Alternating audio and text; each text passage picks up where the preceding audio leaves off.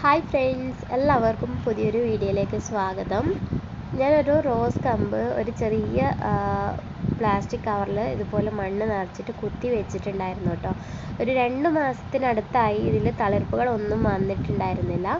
പിന്നെ ഇത് വേറെ നമുക്ക് ബ്രാഞ്ചസ് ഒന്നും ഉണ്ടായിരുന്നില്ല. ഇത് പച്ചപ്പ് മാത്രമേ ഉണ്ടായിരുന്നുള്ളൂ.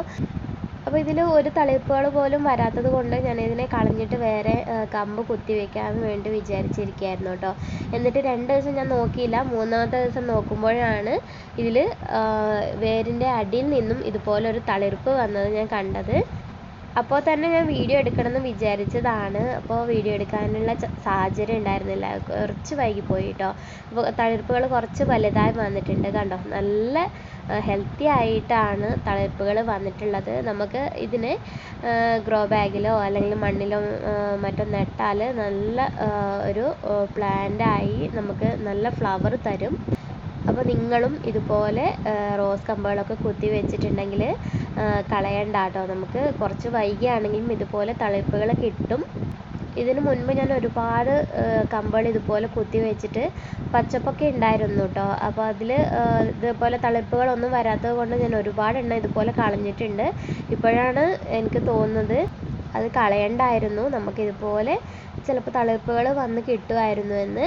അപ്പോൾ ഇനി ആരും ഇതുപോലെ തളിർപ്പുകൾ വരാതെ നല്ല പച്ചപ്പോടെ ഉള്ള തണ്ട് ഉണ്ടെങ്കിൽ കുത്തി വെച്ചിട്ടുണ്ടെങ്കിൽ കളയണ്ട കേട്ടോ. കുറച്ച് നമുക്ക് കാത്തിരുന്ന് നോക്കാം. തണ്ട് അത് ഉണങ്ങിയതിന് ശേഷം, തളിർപ്പ് വന്നിട്ടില്ല എന്നുണ്ടെങ്കിൽ ഉണങ്ങിയതിന് ശേഷം മാത്രം എടുത്ത് കളഞ്ഞാൽ മതി കേട്ടോ. അടിയിൽ വേര് വന്നിട്ടുണ്ടെങ്കിൽ ഇതുപോലെ തളിർപ്പുകൾ വരാനുള്ള ചാൻസ് ഉണ്ട്. നമുക്ക് ചട്ടിയിലോ നിലത്തോ ഒക്കെ നടാട്ടോ ഇത്. അപ്പോൾ ഞാൻ ഇപ്പോൾ നടുന്നില്ല. ഏതായാലും ഇതുപോലെ തളിർപ്പുകൾ കുറച്ചേ വന്നിട്ടുള്ളൂ. അപ്പോൾ നിറയെ കുറച്ചും കൂടി ഈ തളിർപ്പ് വലുതായതിന് ശേഷം മാത്രമേ ഞാനിത് നിലത്തോ അല്ലെങ്കിൽ ഗ്രോ ബാഗിലോ മറ്റോ നടാൻ ഉദ്ദേശിക്കുന്നുള്ളൂ. ചട്ടിയിൽ നമുക്ക് നടാവുന്നതാണ്. നടുമ്പോൾ മണ്ണും മണലും ഉപയോഗിച്ചിട്ട് വേണം നടാനായിട്ട്. ഇതുപോലെയുള്ള ഒരു പ്ലാന്റിൽ നിന്നാണ് കേട്ടോ ഞാനിത് കമ്പ് കുത്തിവെച്ച് കൊടുത്തത് മണ്ണിലേക്ക്. അപ്പോൾ ഈ ഒരു പൂവ് കാണാനും നല്ല ഭംഗിയാണ്, നല്ല മണവുമാണ് കേട്ടോ. ബഡ് റോസാണിത്. ബഡിൽ നിന്നും കട്ട് ചെയ്ത് മുളപ്പിച്ചെടുത്ത പ്ലാന്റാണത്. നമുക്ക് എല്ലാ ബഡ് തൈകളിൽ നിന്നും കട്ട് ചെയ്ത് കമ്പ് വെച്ചാൽ അത് കിളിർത്ത് കിട്ടാറില്ല. ചിലതിൽ അങ്ങനെ കിട്ടാറുണ്ട് കേട്ടോ. അപ്പോൾ ഇതിൽ കിട്ടുന്നുണ്ട്. അപ്പോൾ നിങ്ങൾക്ക് വീഡിയോ ഇഷ്ടപ്പെട്ടിട്ടുണ്ടെങ്കിൽ ഒന്ന് ലൈക്ക് ചെയ്യാനും ഷെയർ ചെയ്യാനും മറക്കരുത്. ചാനൽ സബ്സ്ക്രൈബ് ചെയ്യാതെയാണ് കാണുന്നതെങ്കിൽ ഒന്ന് സബ്സ്ക്രൈബ് ചെയ്ത് സപ്പോർട്ടും കൂടി ചെയ്യണേ friends. Thank you for watching.